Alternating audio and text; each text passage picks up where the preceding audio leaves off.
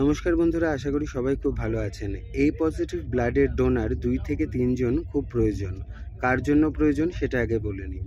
ভদ্রলোকের নাম মিহির কুমার রায়, বয়স 52 বছর। ওনার অ্যালোজেনিক ট্রান্সপ্লান্ট হতে চলেছে আগামী 3 অথবা 4 তারিখ। 3 তারিখে ওনার হসপিটালে অ্যাডমিশন, 4 তারিখে হয়তো অপারেশনটা হবে। অপারেশনটা হবে কলকাতা নিউ টাউনের HCG ইকো কেয়ার ক্যান্সার হসপিটালে। ভদ্রলোকের বাড়ি জলপাইগুড়ি রাজবাড়ি পাড়াতে, এবং ভদ্রলোকের ছেলেও আছে একজন যে পড়াশুনো করছে এখন। তো এমনিতেই হসপিটালের খরচা এবং অপারেশনের খরচা অনেকটাই বেশি। তার মধ্যে 3 ইউনিট ব্লাড জোগাড় করাটা সত্যি তাদের পক্ষে খুবই কষ্টসাধ্য।